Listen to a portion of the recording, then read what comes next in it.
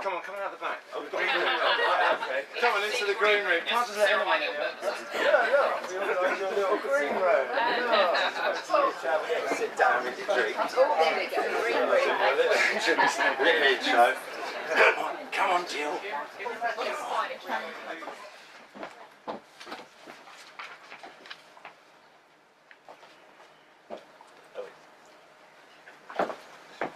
David O'Sullivan. Nice to meet you, David. You weren't on the thing, but okay, that's great. Okay. David O'Sullivan is not on the poster, so I don't have a little spiely thing for you at all. I'm going to put my glasses on. You can read this if you want to. I'll introduce I've read that actually. Hello everyone, thank you for coming. Beautiful. First ever Hustings, fantastic. So glad to see so many of you here. So representatives from all the major parties now, especially Will Blair from Dorset, a child of teachers, went to private school on bursary because he was very, very clever. Ended up at Oxford, Kentish Town since 2009, went with his partner, he liked bad rock music. So I wrote down here, Chill Fraser. Which party? Oh, I'm terribly sorry, I would have thought you'd know. Conservatives. All the posters on there. Jill Fraser lives from Essex, moved to Camden as a kid, set up loads of associations, governor at the local school, ex-mayor of Camden, and deeply community orientated. We've got much to learn from that. You're excellent. Natalie Bennett. Oh, sorry, I've done that thing again. Lib Dem. Jill Fraser's from Lib Dems. Natalie Bennett from the Greens. Australian. Came to London via Bangkok in 1999 with a Bachelor of all sorts and Master of Mass Communication. A job in journo for the Times, Independent and mainly the Guardian. She's anti-monarchy. So right, with a good socialist partner. Keir Starmer, Director of Public Prosecutions, Head of the Crown Prosecution Service, Knight and Commander of the Order of the Bath, big in human rights, massively helpful in the libel case, for which I'm particularly appreciative. I appreciate that a lot. Fast-tracked into a safe seat was what I kind of put here, but I didn't know how I'd go about it. And a gentleman from the Socialist Workers' Party. Socialist Equality Party. That one, from the Socialist Equality Party. So we've got a little chat and we're going to do like 3 minutes each. We start with this, which end would we like to start? Yeah, so they'll all listen. It starts quite loudly. I like it. Okay, who would like to go first? Oh, well, since I'm down the end of the row. Okay, well, Am I being shifted over? Okay, all right. Well, it's great to be here. I was the candidate for the Green Party in Holborn St Pancras in 2010, and we did 10 hustings, and none of them looked like this. So I have to say this is a real improvement, and I think we should have more hustings like this. We were saying it rather reminds us of Glastonbury, so yeah, perhaps we should have all hustings in a Glastonbury kind of setup. You've already had most of the CV. I live down in Somers Town. You might have noticed that I'm also leader of the Green Party. You might have seen me on television last night doing my best to tear strips off Nigel Farage, which is one of the most enjoyable parts. And as you've heard, I'm from Australia originally. That's where the accent comes from. And as I was saying last night, I am a migrant, and I'm very proud of Britain's tradition of welcoming migrants and particularly refugees. And I think we need to stand up for that and stand up against UKIP. It's traditional to sort of lay out the short layout of policies here, so I'll start with a fair economy, and to say quite simply that multinational companies and rich individuals should pay their taxes, which they're not doing at the moment. And that's how we need to fund lots of government's spending to reverse the kind of austerity that's slashed away at our public services and thrown so many people either out of a job or, with the privatisation, has seen what were reasonably decent public sector jobs turned into privatised 0 hours minimum wage contracts. And I was only talking this morning about visiting the Care UK strikers in Doncaster. And they're a classic example of people who work in a care home that looks after advanced dementia patients. And they were told, not only is your pay going to be slashed, but you're going to be called unskilled workers. People who are looking after people with advanced dementia, who've been doing it for years, who know their patients really well and are really good at caring for them, called unskilled and put on the minimum wage. And that's the kind of reality of what austerity and what privatisation has meant in Britain. Now, in the Green Party, we believe that privatisation of public services is a model that's built on three things. It's built on slashing the pay and condition of workers, it's built on cutting the quality of services, and it's built on shoveling public money into private hands. And that's been the whole kind of foundation of privatisation agenda. We've seen it increasing with this government, although sadly it started under the former Labour government with the NHS. And you might know that Ed Miliband said that Labour wants to restrict private companies to 5% profit in the NHS. Well, we say that should be 0% profit in the NHS. No private profit and a publicly owned and publicly run NHS. I'm going to say the word that no other leader has managed to say in 3.5 hours of leader debates. Climate change. It is a huge and pressing issue. Arguably the most pressing issue of our time. Christine Lagarde, head of the IMF, when asked what kept her awake at night, and don't worry, I don't quote Christine Lagarde very often, but in this case she's right. She said, asked what kept her awake at night, she said, we're not doing enough about climate change. And yet we have an election in which the Green Party is the only party taking not just climate change, but all the other pressing environmental issues seriously. So I guess that many of you here might live in Holborn St Pancras, and I'll finish with a very simple message, which is in Holborn St Pancras, the Green Party finished second in the local government elections last year. There are only Labour and Green councillors in Holborn St Pancras. You've got a choice between Labour and Green. That's what the electoral choice is going to come down to. Now, what I'd urge you all around the country, wherever you are, is actually I'd urge you to vote for what you believe in. So look at the parties, look at the candidates, wherever you're standing, and vote for what you believe in, because tactical voting has given us the kind of politics we have now. But particularly in Holborn St Pancras, you have a straight choice here that you can make if you're trying to decide between Green and Labour.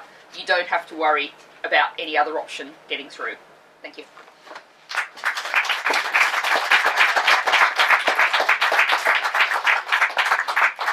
I'm Keir Starmer, as you've already heard. I live in Kentish Town, where I've lived for 15 years. I lived in Grafton Road to start with, and now I live up the other end, just behind the tube up there. And I've got two kids who are both in the local state school. I've devoted my life to being a human rights lawyer and representing people who've been exploited in one way or another.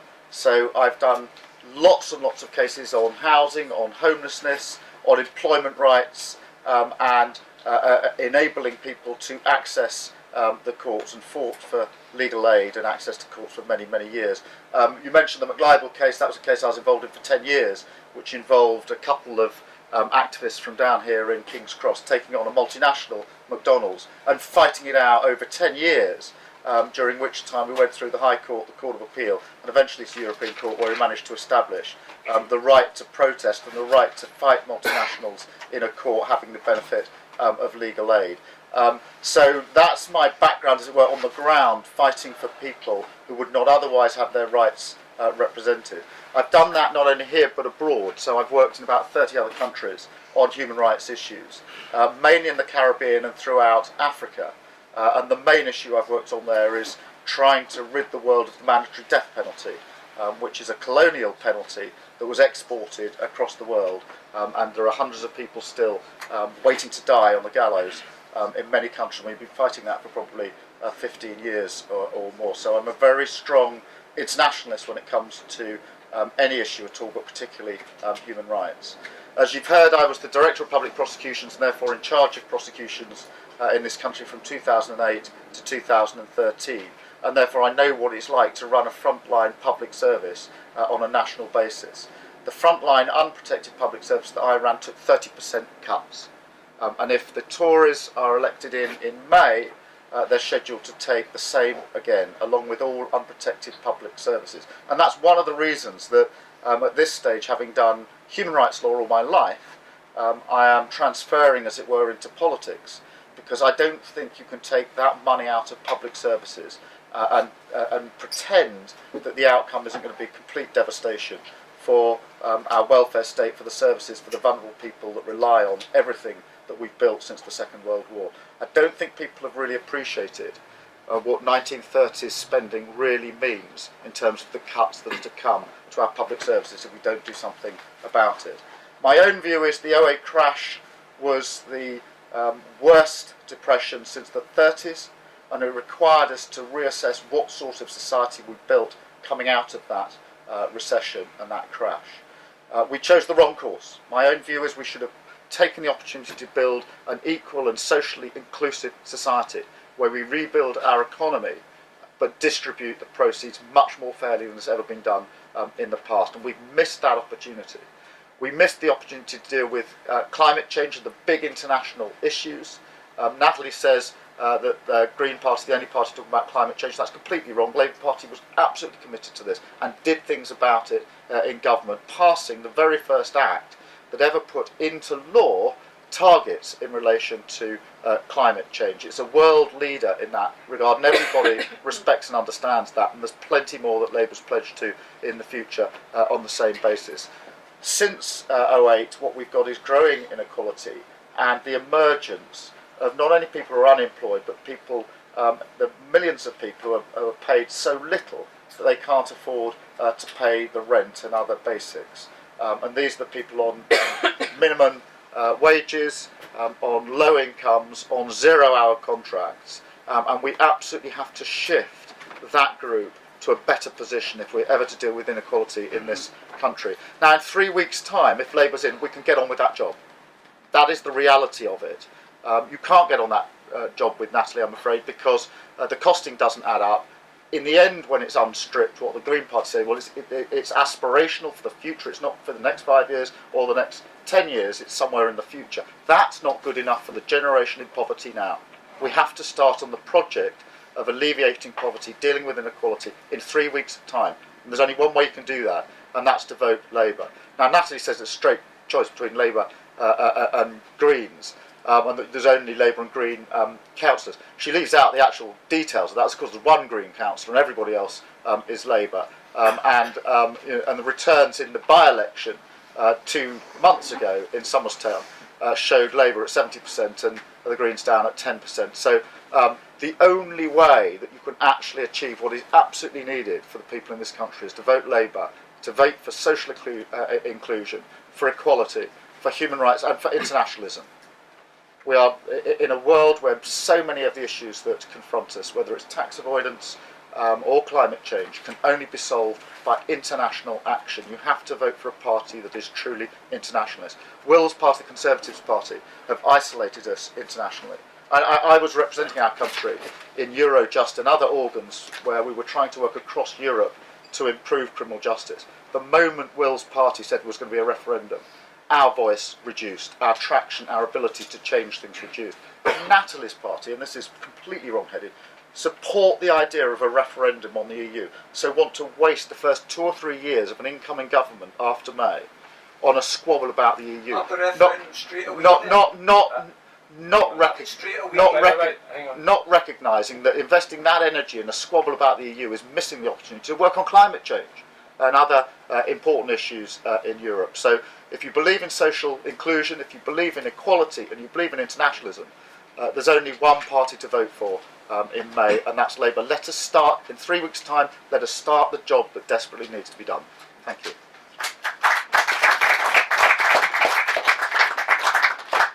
Well, thank you very much, Michael, for inviting us all here. I think this is a fantastic gathering at the crucible of Kentish town democracy that is Flaxon and Ptootch, and it's great to see so many people here on a Friday night. And first hustings I've ever done with a beer, so I'll love to come back if you're going to do any more. But my name's Will Blair. I'm the Conservative candidate standing here in Holborn St Pancras, and it would have been very remiss of me not to turn up. My flat's literally opposite the salon, and you can spot it. It's got the Tory posters in, so no egging the windows when you come out, but I'll know who it is. But it's a great honour to stand here in Holborn St Pancras. This is the community that I moved to after university. I first moved to Bloomsbury and then Kentish Town in 2009, and I love it here. It's a wonderful community. It's a community that has welcomed me in, as it's welcomed so many people in from across the country and across the world, and I think that's what makes Kentish Town so special. I think what makes Kentish Town not such a great place to live is the spiralling cost of housing, which means that people from all backgrounds and all incomes can't afford to get themselves on the housing ladder. And I'm one of those people. I'm a very privileged person in so many ways, but if ever I was to become a homeowner, I've recently turned 30, which hurt, but it's going to be approaching my 50th birthday, I think, before I'll have enough money saved to put down a deposit to get a house in this wonderful area. And so that's one of my most fundamental political priorities for this area, which is to continue the house building revolution that this government has begun.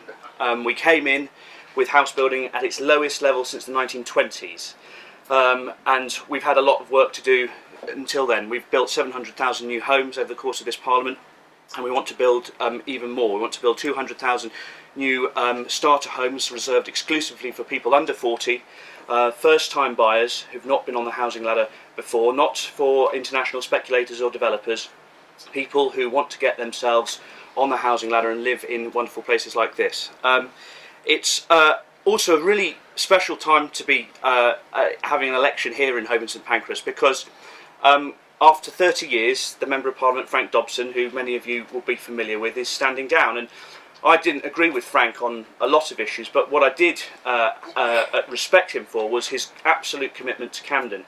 He came to Camden for university at the LSE, and then he joined Camden Council, became the leader, and then went on to become the Member of Parliament. And I think for many people, Frank was Mr. Camden. But now that Frank's decided to retire, I think we're back to a level playing field. I think every candidate now has got to make their case to all the people of this community about why they should be elected. And I'm glad Keir mentioned the Somerstown by-election, because another detail that Natalie didn't point out, the Conservative vote was up in that by-election. There was a swing to us, and to Labour as well, but and a swing against the Greens. So, we're certainly coming to this election not as favourites. I'm 50-1 on Ladbrokes to be the next Member of Parliament. So I think this is a value bet, because I respect Keir a lot. And there's another 50-1 is for Keir to be the next Labour leader. So, we've got the same odds, basically, of succeeding. And I think when I beat Keir... Cash it twice. Yeah, exactly. I think when I beat Keir on May the 7th, I'm sure he'll be found a much safer seat, and then he will become Labour leader as well, so you'll be really cashing in. So thank you very much for having me. I look forward to taking questions in due course. Thank you.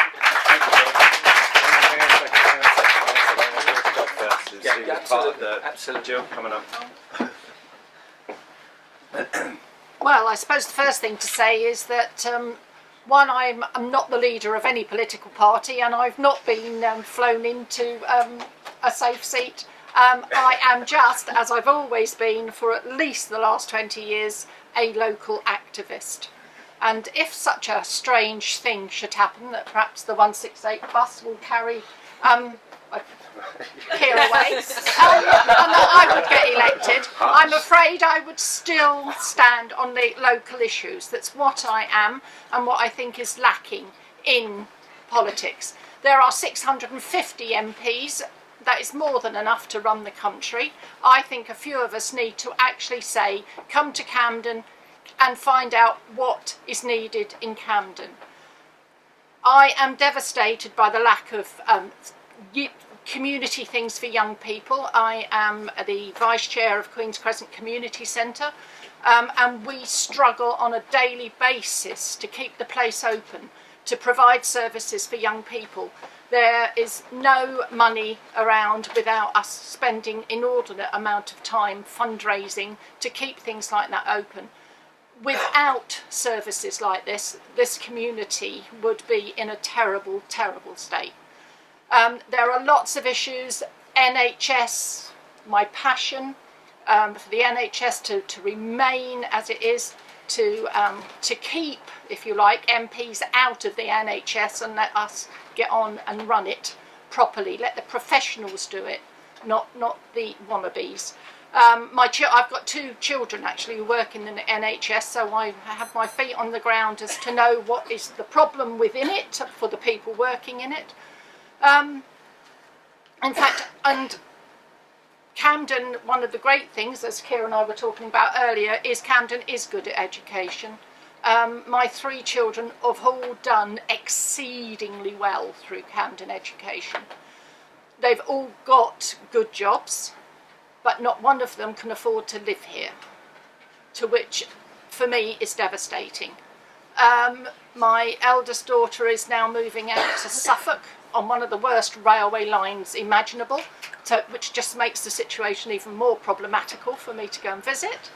My son has gone to Liverpool, and my young daughter is still living with me, not knowing what she and her boyfriend, who wish to get together, can possibly do. They both work. They cannot afford to rent anywhere around this area. So I think there are enough local issues that we need to fight for in government, and it needs a local person to get there and start shouting. Thank you.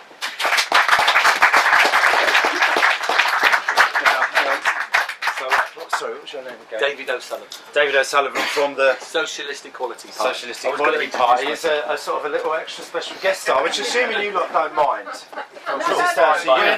know David very well. Okay. I insisted that David could have phoned me up or No, something. he's tried. I've tried, Have yes. you? Yes. You've been always working. I Yeah. apologise.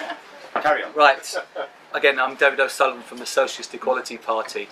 And what you're going to hear tonight and in the next few weeks is a lot of promises, a lot of glossy guarantees about what you're going to get. They're going to cut this, cut that, but they're going to give you money left, right and centre. They're going to promise you better education, better schools. But this is complete lies. The defining feature of life in this country is the youth growth of inequality. The wealth of the top 85 billionaires is equivalent to the half the world's population. A group of people that can fit in a double-decker bus control the wealth equivalent to 3.5 million people. That's equivalent to the people in China, India, United States and Europe together. Now in the UK, just 5 families own more wealth than 20% of the population. That's nearly 13 million people. The richest 1% control as much wealth as 55% of the population. Now, any discussion about austerity, it's got to be seen in that light. In Britain alone, the total debt incurred by the banks and the bailouts is over £1 trillion. This amount will increase by a staggering £5,170 per second. Now, this is what's going to happen on May the 8th. The question of so-called balancing the books. So whatever guarantees they give, this is going to be a lie. They will do what the banks and the corporate elite will tell them to do. You're going to have massive austerity on the agenda. In fact, before Parliament dissolved, all the parties rushed to sign the Budget or Responsibility Bill to guarantee austerity. The Labour Party is committed to austerity, and so is the other parties are committed to austerity. Now let's go about the Greens. We've heard about how great the Greens are, but what is their record? Let's look at Syriza in Greece, which is the Greens are part of. A party that based itself on anti-austerity. When all the major parties were discredited, people voted for this party, a new party. They came in on the ticket of anti-austerity. Within a month, they acquiesced. They completely agreed and are now paying austerity. In fact, Varoufakis is in America today, in the last few days, working out how he's going to pay the next bunch of austerity measures and impose austerity on the Greek working class. So this is the programme of the Greens in actuality. And you don't have to go as far as Greece. But this is a critical lesson about Greece, because Greece was put forward as an alternative. Syriza is an alternative.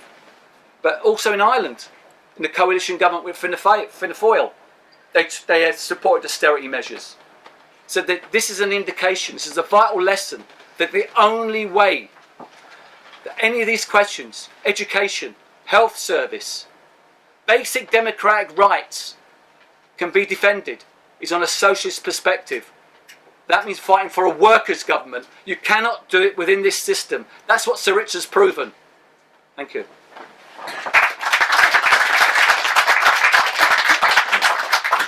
Thank you very much. Excellent. So, any questions, anyone? Gentleman at the front in the stripy number. I think when inequality should drive for social inclusion and equality, but equality of what? What is the outcome you design? What are the means that you wish to use in order to get to that outcome? Just for me, this one? I quite like to go. It was directed at you, particularly that one. Michael, can you repeat the question loudly?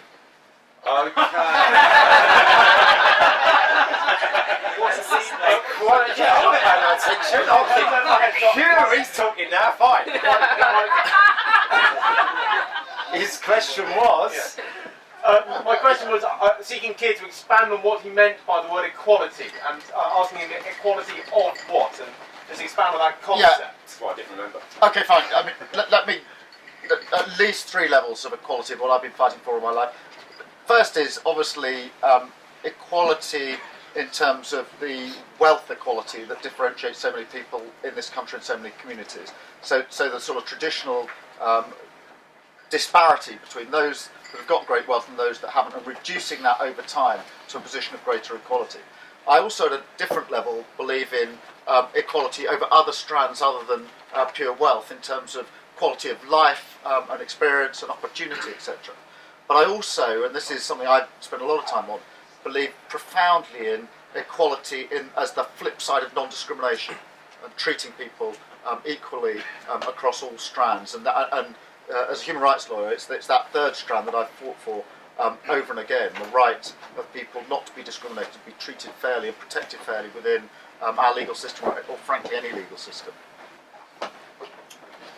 Could I possibly come, if you don't mind, sir? I define equality as a situation, a society, starting in Britain, but eventually the world, where everyone has access to the resources for a decent quality of life without ever fearing that they're going to go without. They're going to not have that basic that. But of course the other end of equality is the top end, and far too many people have far too much at the moment. So for example in the Green Party what we say is the top paid person in an organisation shouldn't be paid more than 10 times the lowest paid person. And indeed that's what our minority administration in Brighton Hove has actually delivered. The top paid person, the chief executive, isn't paid more than 10 times the lowest paid person on the council. And that same principle is what we're doing in terms of tax rates. So we're proposing a 60p top rate tax rate for earnings of more than £150,000. Now that's about 10 times the living wage. We want to make the minimum wage a living wage. And so we're saying the top paid person shouldn't be paid more than 10 times that. And we're also saying there should be a wealth tax, so that if you're worth more than £3 million, you should pay a 2% tax each year, recognising the fact your wealth came from society and you should be paying your fair share back. So there's some of the measures that are actually in, and I will pick up on a point that Keir made after me, in our fully costed manifesto, which you're welcome to read online. What the local Camden Green Party member was enthusing to me how much he loves numbers, and he just loves all the tables at the back that set out all the detail of how it all comes together. And if you go to Adam Bienkov, the commentator on politics.co.uk, who said the Green Party manifesto is both more clearly costed and has more detail and fewer gaps in it than the Labour manifesto has. We have a fully costed plan. We're setting out a different kind of model and a far more equal society that Britain would be in 5 years' time if we implemented the Green Plan. I'll just quickly add my tuppence worth, but my view is that we need to create a society in which everybody has equality of opportunity, but not necessarily equality of outcome, because we're all different people, we have different hopes, fears and aspirations and different abilities. But as long as everybody has the same opportunities in life to succeed, then that's the most important thing. And then in terms of more general equality issues, it's absolutely right that the government should take a lead on ensuring that everybody is treated equally. And that's why one of the things that makes me most proud of this government's record is introducing marriage equality. So that if I wish to get married to my boyfriend, I can do so just like every other heterosexual couple in this country. Old Glyn Featherstone. And we Lib Dems help with that as well, so we can be Lady at the back. So I might be opinionated, so I'm going to apologise. Not in keep it advance. short. But Short. I'm talking to the audience, but also Natalie Bennett, and I'm observing Keir. So I'm just thinking, you know, like I would love to vote Greens, but I don't want the Conservatives to get in, so I will vote Labour. But it really shouldn't be that way because I'm not being true to myself. What I'd like to see is Labour and Greens make a coalition because Liberals and Conservatives have failed. And I'd like to see you two working together. It hurt me that you were against Natalie Bennett, the guy from Labour. Why don't you two parties grab it by the horns, take this election, get all of the votes, all the people that are sitting in the middle, and you know, I think we could actually have a government that represents us. So that's my question. Well, since it was addressed to me, I'll start with that. First of all, we have undoubtedly a failed electoral system, which is the first past the post electoral system. But it's what we've got now. And what it's done is it's encouraged people over decades to vote for often the lesser of two evils.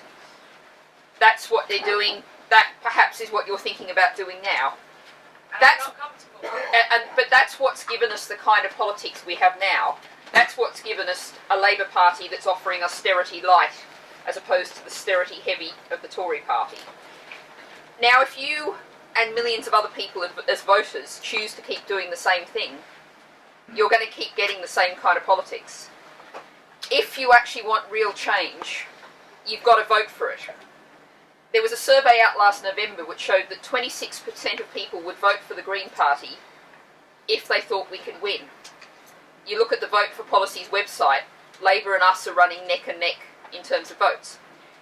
Now I made the point about Holborn St Pancras, and you know, I'm sorry, Will, but you would be wasting your money and putting that on the 50 to 1. But in Holborn St Pancras it isn't a risk, but there's a bigger risk if you choose to vote for what you regard as the lesser of two evils. You're going to get more of the same kind of politics. If you ever want the Labour Party to change, you've got to send them a signal with your vote that what they're offering isn't what you want. And that's the way you need to deliver the different kind of message. What I'm also trying to say is that the policies kind of don't quite get it right, but if you actually pick and chose the policies a little bit differently, you might actually represent people more, and then voting would be more clear. Well, I mean, what we need is a proportional representation voting system. That's obviously the answer. Can I just come in on this, not starting just with Labour and Green, because I think, as I said when I opened, the 2008 crash was a profound moment, and what we're confronted with now is what sort of society are we going to rebuild out of that profound moment. And some of the big issues, climate change, housing, health, justice to some extent, are massive projects that are really important to everybody in this country and all our communities. And I think there's a duty of all parties to work together on the big projects as far as that is possible. So to take housing, for example, there is a real crisis in housing. It's been building up over a number of years, and it's going to take us 10 or 20 years to get to the place we really need to be in terms of adequate housing. But we can't have a situation where the approach changes every 5 years and we never achieve the outcome. Integrating health and social care, which is the next big project, it's as big as building the NHS after the Second World War, is not a 5-year project, and therefore there is an obligation on all of us, if we're serious about alleviating the position of those most vulnerable in our society, to work collectively on the really big projects. And so I do subscribe to that. I accept the fact also that there is a significant policy overlay between the Green Party and the Labour Party. So if you look at what the priorities are in terms of housing, in terms of climate, in terms of what we do about low wages, then what you will find at hustings like this is Natalie and I are focusing on the same issues, raising them as a concern, and putting forward proposals. So there is an overlap, which is why a number of people are thinking in the way that you're thinking. There is a difference, and this is not intended to be partisan just by way of cheap points, but there is a question of whether what is desperately needed can be delivered in the foreseeable future. And Natalie quotes commentaries, etc. Natalie was a writer with The Guardian, editor of Guardian Weekly. The Guardian is not an anti-green newspaper.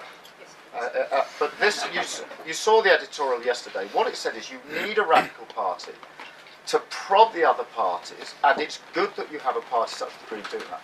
But even the Guardian then said, but I'm afraid what they've listed in the manifesto is la-la. And this is the Guardian saying, and that's the problem. Natalie's answer to every problem is to double or triple what everybody else is prepared to say is a sensible way of dealing with the problem. Now that's fine, but sooner or later you've got to look the electorate in the eye, the people who really need change in 3 weeks' time, and be honest about whether it's deliverable. And that's really one of the primary differences. So I'm not going to suggest here, and never have, that the issues that the Green Party focuses on are the wrong issues. I don't think they are. And I think a lot of people in the Labour Party would agree that they overlap with the issues that we've been concerned about for many years. And it'd be silly of me to jibe at those issues. The question is there a desperate need for change? Can that change start in 21 days? Yes, it can. But it can only start if it's a Labour government that does it. The Labour Party does need to have a bold, inclusive vision for the future that includes all those big policy issues. I completely accept that. And of course, every political party is nuanced by what's going on around it. But we can't afford to wait for as long as it's going to need for the Green Party to have more realistic proposals that are actually deliverable. And you know, Jenny Jones was on Newsnight 3 or 4 weeks ago, and she was being pushed on the numbers, because we all know there have been problems with the numbers of the Green Party. And I'm not just trying to be partisan, of course I am, because I'm Labour and they're Green, but you have to deliver, and you have to have numbers that really work. When Jenny Jones was pushed on it, she didn't say these things are deliverable in the next 5 years. What she said is they're more like aspirations. They're aspirational, and you have to understand the Green Party thinks differently, because it's about... So what we're telling you when we want better wages, when we want housing, etc. in this way, is not what we can deliver in the next 5 years, but what our aspiration is over a longer term. But I can understand that. My aspiration over a longer time is to have brilliant education for everybody, to have a world-class health service for everybody, to have real equality and nobody in low pay. Those are the aspirations of the Labour Party. But if we put out a manifesto that said, this is what we're trying to achieve, you would ask quite rightly, well, are you going to do that in the next 5 years or next 50 years? There's a real issue about what needs to be deliverable, and we owe it to the generation that needs it now to deliver it as fast as humanly possible. But I agree on the policy issue, there's an overlap, and I completely accept that. So I think what the lady's trying to suggest is that you coalesce into we could do a job share. love bubble. Job share sounds ridiculous, but then isn't that what a hung parliament would be, or a proportional representation or something like that? Can't you work together? Well, I mean, obviously we can work together, and Caroline Lucas, as the one Green MP, has worked with people from all parties, and particularly Labour parties, people like Jeremy Corbyn and John McDonnell. And you know, if I'm elected as MP for Holborn St Pancras, I'd expect to be hopefully working with a Labour minority government, because that's the strongest there's likely to be, and would make that Labour minority government a far more radical government by insisting on more radical measures for their support. But I do particularly want to pick up Keir's point about the visions and the aspirations. And we have had a problem with the Green Party in explaining the difference between two things. One is the manifesto that covers the next 5 years. We released that this week. It's all costed, all the numbers are there. What we also have, and what no other party has, and I believe every other party should have, is what's known as a policy for a sustainable society. And that's our long-term vision of what society should be look like, what we should be aiming for in 10 or 20 or 30 or 50 years.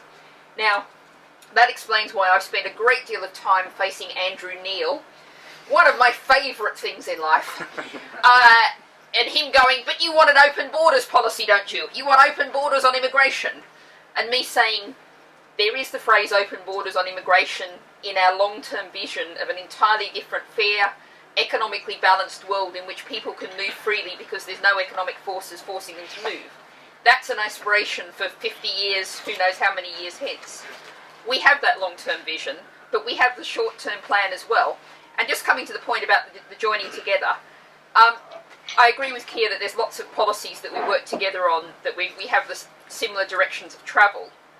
But I think there's also really big differences, and I think one of the big differences is the fact that I was last night opposite Ed Miliband. He spent the whole night repeating like a mantra, "We're the party for the working people of Britain."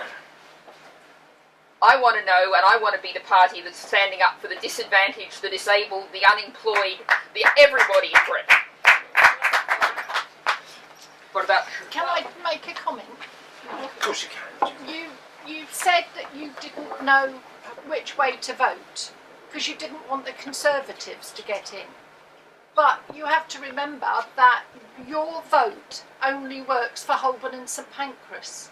It doesn't work for the rest of the country. You could vote Conservative yourself and you will not be helping the Conservatives get into power because of the way the voting system works.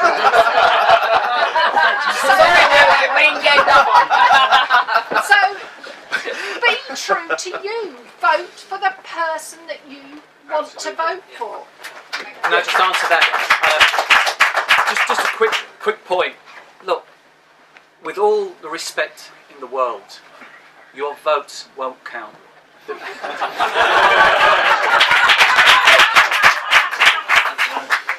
It's the billionaires that dictate policy. In May the 8th, they're preparing for war. You can see it in Yemen. They're preparing for war in Ukraine. These are the questions which are going to concern them. While they're preparing for war abroad, forget about schools and hospitals at home. It's going to be class war at home. The smashing of all the social conditions of workers at home. Now, we've got to take up this thing about internationalism. By the Labour candidate, I mean, the Labour Party was in power for 13 years. And after that 13 years, there was a reason why we got this hated coalition. Because the Labour Party carried out all the diktats of the big business, smashed the social conditions of the working class, bailed out the banks, and tore up all the social provisions of workers. And this is what they're going to do again. They're already guaranteeing this. The Budget Responsibility Bill is a guarantee to the banks, to the corporate elite, that that's what they will do. And this is what they will do. So in that sense, the only way in which any step's going to go forward for the mass of the population is they take the power in their own hands. In hospitals, rank and file committees in hospitals, in schools, in workplaces, workers themselves have got to come forward, and if that's the only way, things are going to go better. Can I just very briefly conclude, because it sounds like I'm going to struggle to win this lady's vote anyway, but I just want to say that do have a look. I would agree with what Jill said when she said you've got to vote for who you believe in. Absolutely. I would disagree with Jill when she says voting for the Conservatives here is not going to help us. If you look at the figures, if you look at the results of the last election, you will see that we were only a few thousand votes behind the Lib Dems. I'm afraid to say, with the best will in the world, and no disrespect to Jill, the Lib Dems' vote is going to go down in this constituency. We were 10,000 votes ahead of Natalie. I'm afraid to say, if you want... Well, I'm talking about the constituency. In terms of the results, we are going to be the only party to challenge Labour here. The Lib Dem vote went down just because of what happened, surely. But anyway, Not me. I'm going to do Rory, then I'm going to do you down the back, St John here, and then Martin over there. Okay, that's the order that it's going to go in. Behave. Rory. This is mainly directed to Natalie and Keir, but is capitalism a means to an end? Wow. Is capitalism a means to an end? You remember So that? I remember that one. I'm not sure what I can remember. So, who would like to answer that? Go on, Keir, I've done the last couple first. I mean, capitalism is obviously the framework within which we're working, and the Labour Party is about making capitalism work more fairly for everybody and harnessing fairness within a capitalist system. I mean, the Labour Party is not for smashing the capitalist system, but what the Labour Party stands for is taking on the vested interest within the capitalist framework and making it fairer for ordinary people. So taking on those that are charging far too much for energy, taking on the big companies and not paying their tax, providing a better basis for people to get paid properly for what they do as a decent day's work. But we are working within the capitalist framework. And go back really to my previous answer. We have got to confront the fact that there are millions of people who desperately need things to change in 3 weeks' time. and we owe it to them to put forward the case for change that is about managing the system we've got in a far better, fairer and socially inclusive way. Okay, good. Okay, I sorry. I mean, it's a fascinating big question that we're not going to answer in a tent in 2 minutes. But what I would say is the extreme hyper-capitalism that we have now is a means to make a very small number of people very, very rich, and to leave the rest of us just with enough to survive so that we can keep feeding those rich people. I'm always asked, is the Green Party anti-capitalist? And my answer to that is always, what's your definition of capitalism? Because if you get someone who starts a market garden on the outskirts of London on 20 acres they've managed to secure somehow or another, and they come into the market every Friday and sell their produce, that is a capitalist business. I've got no problems with that at all. Obviously, Amazon website, the other extreme, I have huge problems with. So I think the answer is, what we need is a mixed economy in which there's a large public sector running things like the railways, running things like the hospitals, running all the essential public services, including, I'd add, the Royal Mail. But then there are some things in which small businesses, which aren't allowed to grow too large, too dominant, too monopolistic, so we need to break up the big 6 energy companies.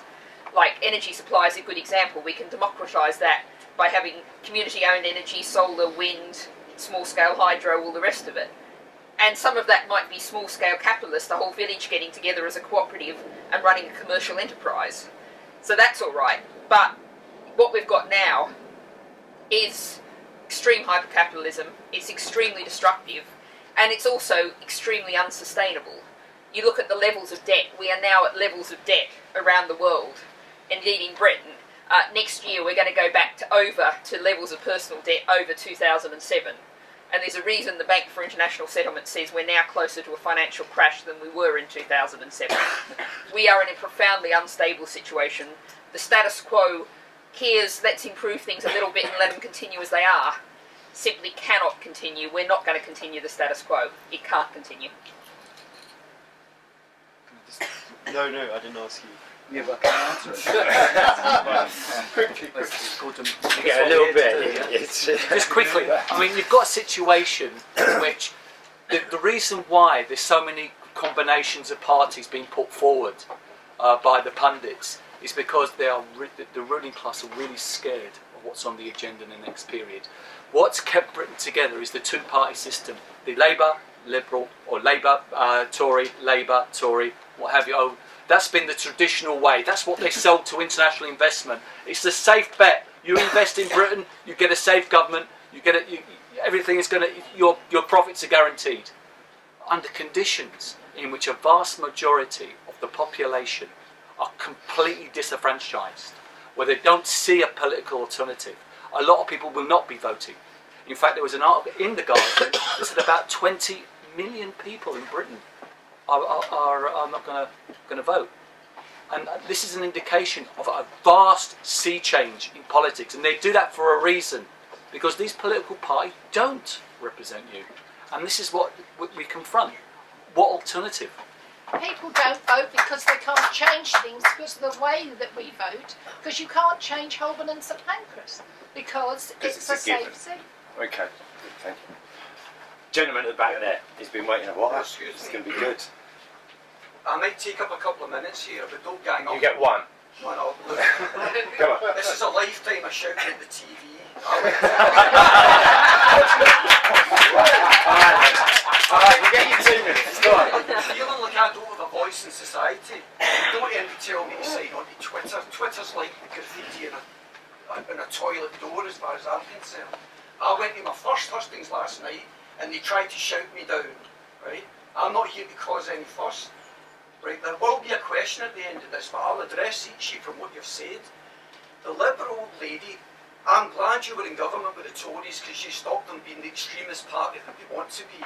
But don't talk about PR because you sold your soul by compromising a proportional representation vote. You offered a which nobody understood, and we're stuck with the status quo of a two-party system. that nobody wants, right? You're probably, I'm an old school Labour voter, right? And that old Labour died with John Smith. New Labour is not Labour.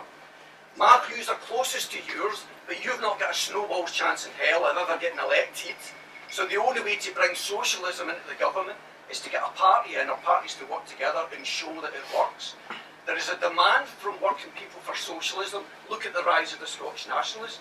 If anyone in here is afraid of the Scottish nationalists holding the government to ransom, the people of Scotland have been governed for 35 years by a party they didn't vote for. So give them a chance to show you a fairer society. Now, I've not come down off the banana boat or whatever, the steam train. I've lived in Kentish Town for 35 years, right? The Tory, you're an evil party. You're robbing from the poor to give to the rich. You're on 1.5 minutes. Right? And I'll give myself an example. I'm unemployed at the minute. For the first time in my life, I've paid into the system my whole life. You brought in a thing where I live on £72 a week, and every week I go there, they degrade me by asking me what I've been doing to find a job and threatening sanctions. There should be no one in society that falls lower than the safety net of benefits, right? You should be disgraceful. And when the Tories, their soundbite at the moment is jobs are increasing, unemployment down, and they put it together as if it's one and the other. It's not. They count people on sanctions as not unemployed. You're manipulating the statistics. Most people that are sanctioned are going to food banks or crime. I'm, at the moment, shoplifting for food because I have to live on £72 a week and I don't have a rich family to turn to. For the first time in my life, will probably vote Green, right? For two reasons. You promised to end sanctions, which you haven't. Keir Starmer, I think you're terrific. Every time I've seen you in telly, I've been impressed by you, the job you've done, but you've hitched yourself to the wrong party. I made a decision 2 years ago, right, and this might be unpopular in this room that's probably a bit lefty middle class, but you have to ask yourself why. Sorry, I'm council and I set this up. Same here. Yeah, anyway, okay. But you have to ask yourself why the further north you go. I've been ringing the Labour Party for 2 years asking, because I told myself I won't vote for any party that doesn't offer a referendum in Europe, a democratic choice. And that thing you said of all will take up 2 years, you've only come up with that in the last couple of weeks. I've been ringing for 2 years. Because what you're doing is you're going to hand this election to the Tories. Because the further north you go, I've been ringing your office and they're telling me, well, we knock on doors. And people say, oh, it doesn't concern me. Of course, because we're in London, there's plenty of jobs. The fact that the further north you go in this country, people are thinking of voting for UKIP because there's no left-wing alternative. Yeah. The fact that left-wing people will vote for UKIP, you've sold out. You need to offer a referendum because by not, you know what? They hung up in me. This is me wrapping it up. They hung up in me. They hung up in me in your office. That's how concerned they were about getting my vote. And I told them I'll come back to see them when the Tories get in. You kept holding the balance of power. That's how dangerous the times we are living in are at the minute, right? The question would be, which one will you scrap sanctions? I don't mean review them, I mean scrap them. And what is wrong in this day and age? Because party ideology is finished. What the lady here said, why don't somebody just stand up and say, you know what? Whoever gets in power, we'll get the brainiest people in education to run education. We'll get the brainiest people, forget ideology, in health to run health. The Tories, we get a Chancellor who hasn't studied economics. We get a health minister who's never worked in NHS. We've got education department leaders that have never worked in education. So how can we trust you to run the country? That is it.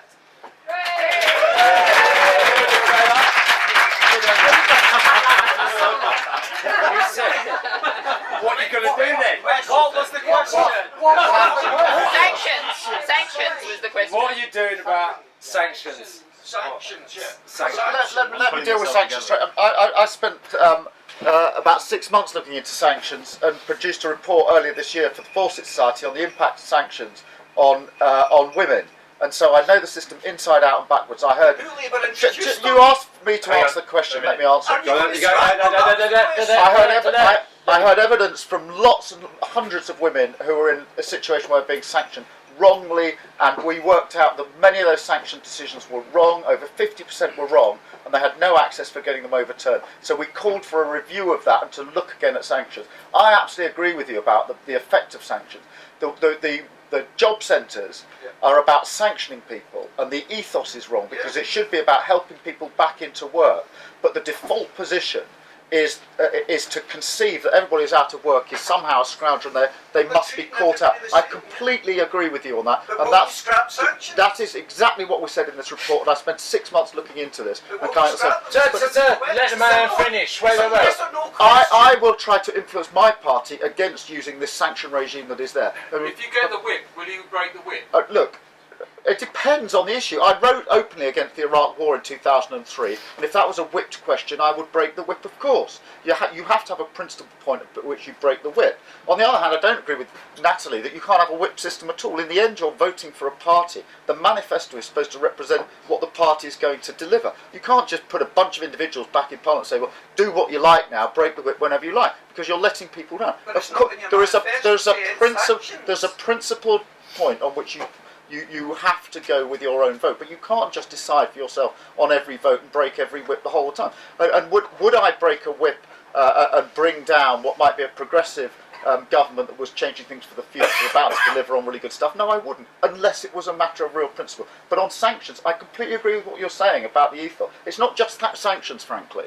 It is the whole way the system is set up, which is to view people who are out of work as if they are definitely trying to screw the system and they've got to be caught out. And that is the way it's set up at the moment. And that is a disgrace, and it needs to be changed. And I will do whatever I can, using whatever influence I can, whether it's in government or in opposition, frankly. And if you think I'm just saying that tonight, go and read the report that I spent 6 months working on, setting all this out. I think you're great, I've told you. So what the man is saying, I believe, is that he would like to stop the sanctions thing, but it's not like it's just like one man's decision. All right, stop them sanctions right now. Yeah, that's what he said.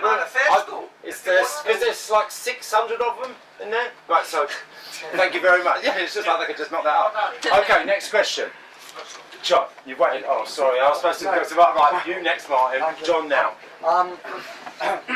Looking at the demographics of the United Kingdom at the moment and comparing that to the same of our elected representatives, do the candidates feel that there is such an underrepresentation of white male lawyers in Parliament that we have to elect another one?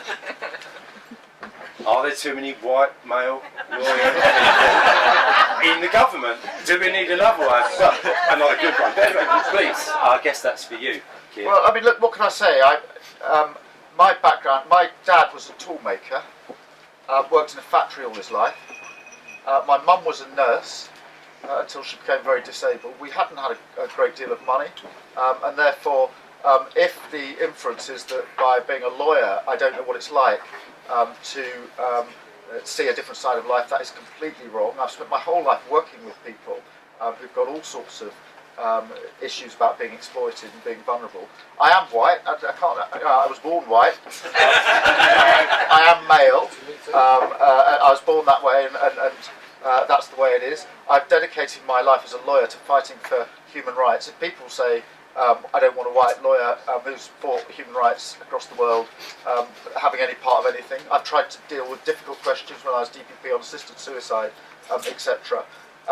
If people say, I'm sorry, whatever your background, whatever you've tried to contribute, whatever I think you might influence in the future, you're white, you're a man, and you're a human rights lawyer, that's not for me. Well, fair enough. If that's the base on what people want to vote, or whether they want to listen to what I've got to say, and say, I think that's a voice worth listening to. I'll just jump in there. I can't change it. Could I just say, I guess not all lawyers are bad. Just jump in there and say that obviously I can't criticise Keir for being a white male lawyer because I'm a white male PR man, so even worse, exactly. So, but what I would say is you make a point about democratic representation. and that's incredibly important in Parliament. Parliament isn't as representative as it should be. We're making progress. It's very, very slow progress, but each election we're pushing it closer, and that's why I'm pleased to say that the Conservative Party has got the largest number of black and minority ethnic candidates standing for election at this election, more than any other party. And all the good, nice sounding words from the Greens. Well, needless to say, they're the most white party standing for election by parliamentary candidate this election. Is it? Yeah. Yeah, So no, I don't see colour, so I don't know. That is something that is a real problem in our candidate situation. Of course, we went from last time having standing in 50% of seats to this time standing in more than 95% of seats. We've got about 38% female candidates, which is the highest percentage of any party. We haven't done anything like well enough on BME, but we've got a rush plan basically for the coming elections to use the same mechanisms we've done to advance female candidates to make sure that we fix that. And I am very proud of the fact that I'm the first female leader to take over from another female leader of a British political party in history. It's damn horrifying that you had to wait till 2012 for that to happen. Yeah, good. Well, can just say, in the gentleman that spoke before, I mean, you get what you vote for. He said he didn't want somebody in charge of health that wasn't working in health. What do you want? Keir, I assume, will end up being Minister for Justice. Well, he's got the professionalism to do that. So, you have to decide what you want to vote for. Should just get the best one from anywhere. That's what the gentleman's saying. Just get all the best people. That'd be brilliant. That's not in this voting system, no. Okay, now I must wait. Martin, come on. I've had 3 beers at this moment, so. Lucky you. Several people around this election and in this room tonight have talked about the fact that you should vote for the person that you actually believe in. But as you all know, it's a record all-time low for people actually believing in the politics that are around them. Can any of you see a situation where the political kind of environment will change so that people can actually elect people that they believe in, and they will start to actually follow or actually talk about issues as opposed to political, normal political channels. Gordon Brown, who was a hugely unpopular Prime Minister when he took over, tried to actually recruit people from other political parties.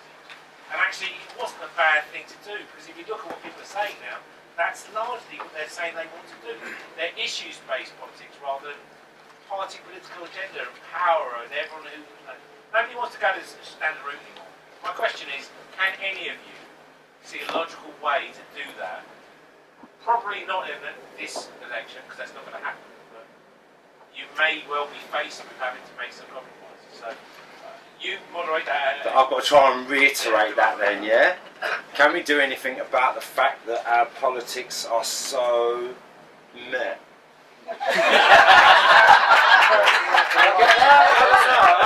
Where we can actually feel like what it is that we think, and when we put the X in the box, it actually makes a difference to what it is that goes on, rather than... Faced with whatever's going to happen, possibly 2 elections, maybe a hung pile or whatever, if you had to pick a dream team, how the hell would you go about it? How would you go about picking a dream team? Yes! There we go, make it nice for me. Please. Keep it short. you know my answer, okay? But this is important, because workers are moving away from the old traditional methods that you could vote for a political party and that would represent you. I mean, the whole point of the Labour Party, it ditched Clause 4. I mean, this whole reformist nostrums that you could get a few profit from the profits of the crumbs from the capitalist table. You could get pay rises. You could defend the National Health Service. You could get better education. They've completely dropped that. They are now a complete party of big business. There's no fundamental difference between the Labour Party and the Tories. You couldn't get a cigarette paper between them. The difference in policy is time frame, basically, with the austerity cuts. That's the difference. Now, this is an important development whereby a lot of people are seeing this. It's not a British phenomenon. This is a global phenomenon, and the people don't see a political alternative. And this is why we're intervening. You're right. What you said about the needs. I haven't got hope in hell with being elected. The most important part of our intervention is our campaign for May Day, where we're going to have a May Day rally, where our international movement is going to have their leaders speaking online, globally, on the significance of the crash of 2008 and the fight for austerity and war. This is an alternative political perspective. That's the only way. And people will start to move, because austerity will force them to move. The question is, what perspective? Just to try and pick up on the points, there is a disengagement with politics. I completely accept that. I don't think that means people are disengaged from political issues. And you see this across the country, across all generations. I think people are passionate about politics and political ideas. They are disengaged from political parties. The answer to that is not for political parties to implore people to have confidence and trust in them again. It's for the political parties to change the way they do business, to devolve power closer to people, give people greater say over what's happening. And I'm up for a changed way of doing politics, and not just retreating into imploring people to trust the same old system. On the issue, on the second bit, which is, if you are serious about the issues, I'm not going to put a dream team, but there are some examples where I think it is really important to work in a cross-party way. I've already signalled some of them. Health and social care is a fantastically important major project which has to be carried through, irrespective of the various 5-year election details. We have to do that. There are other examples, and I give praise to Will's party. Theresa May, the Home Secretary, has tried to tackle trafficking, in particular trafficking of women and children.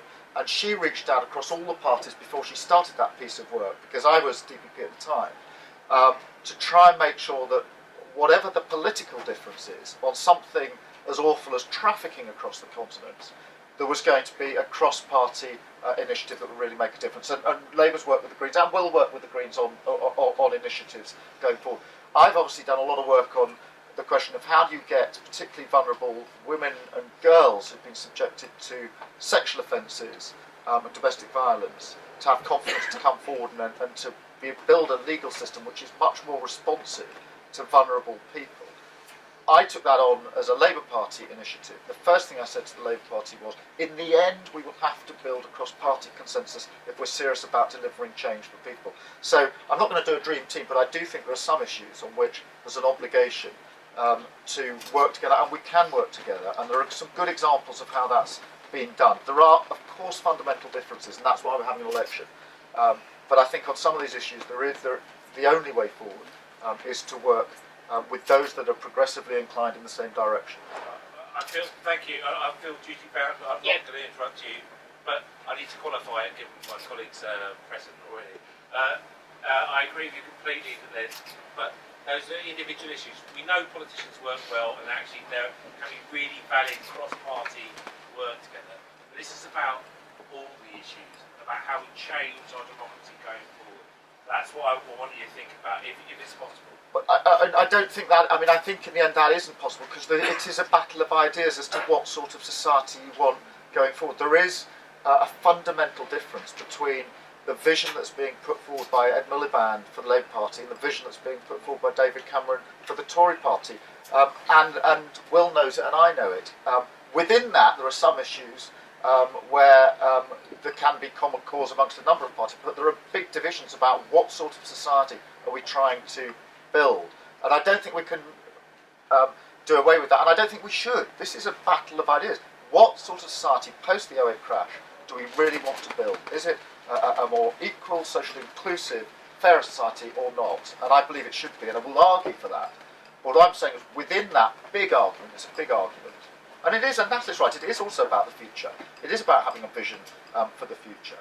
But within that, there are areas, I think, where not only can the parties work together, but they should work together. Because it comes back to my point, there's a here and now for many vulnerable people, and women and girls who are being abused now, are subjected to domestic violence, need something to happen in the next 5 years to ameliorate their position.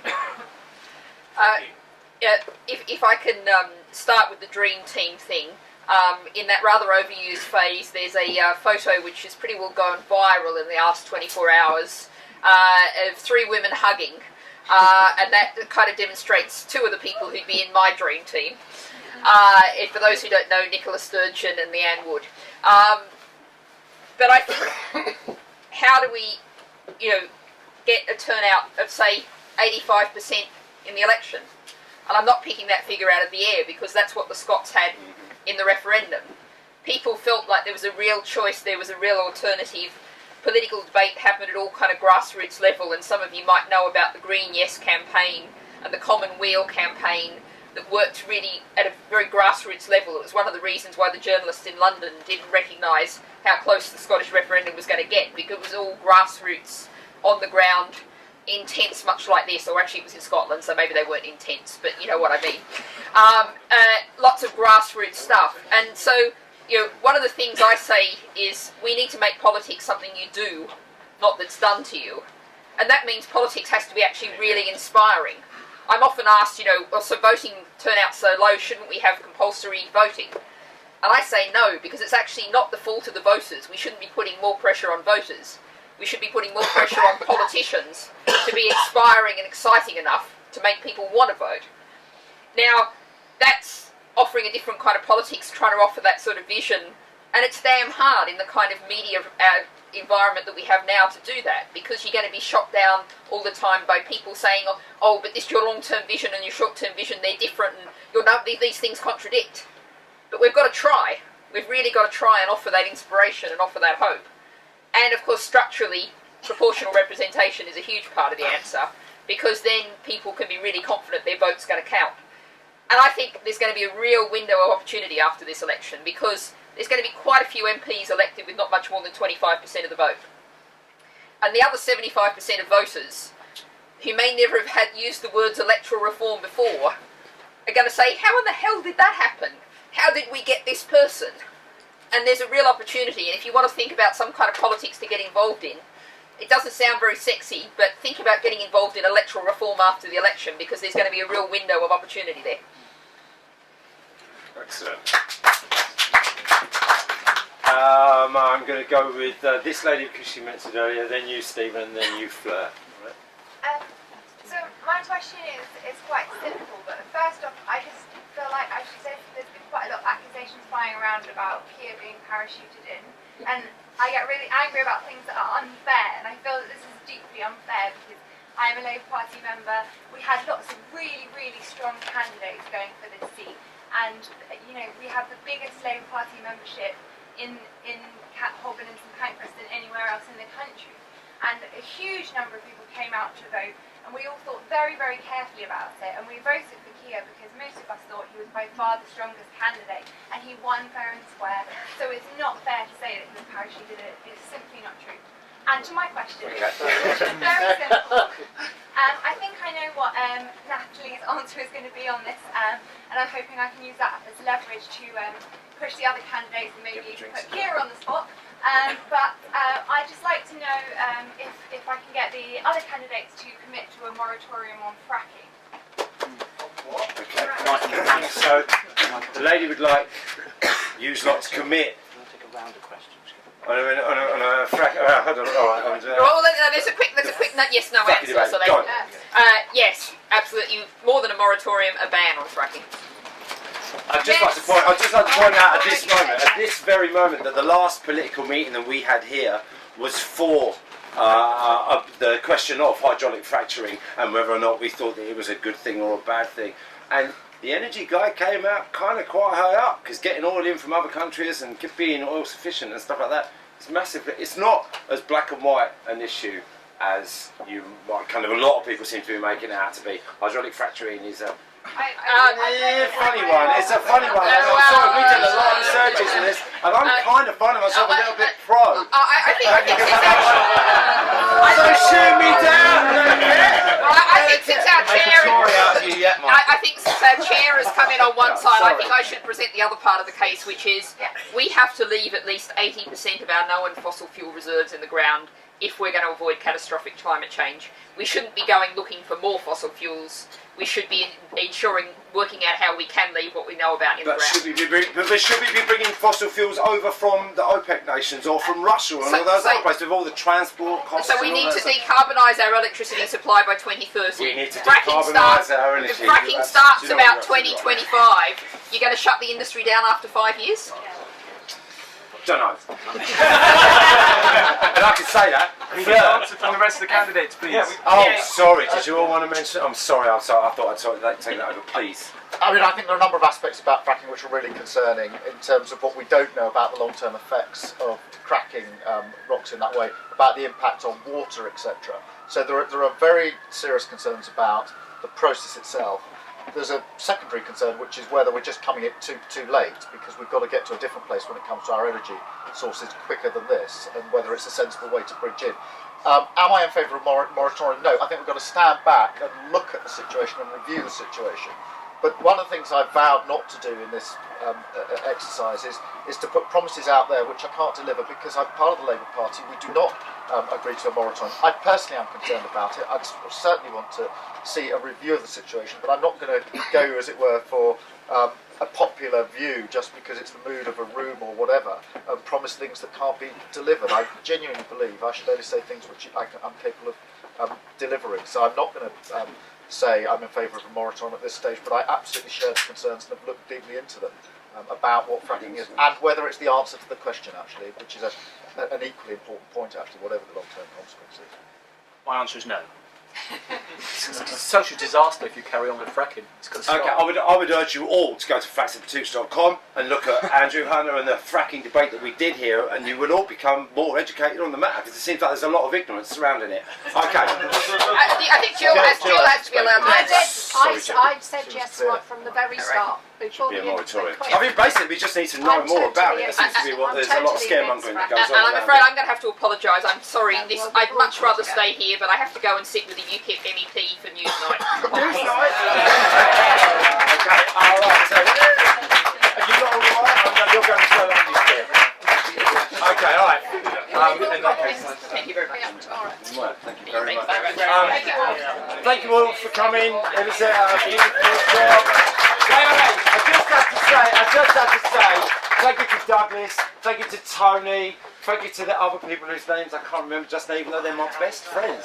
But lots of people get involved in getting this to go on, and I just love you all. Thank you very much. And thank you all for coming.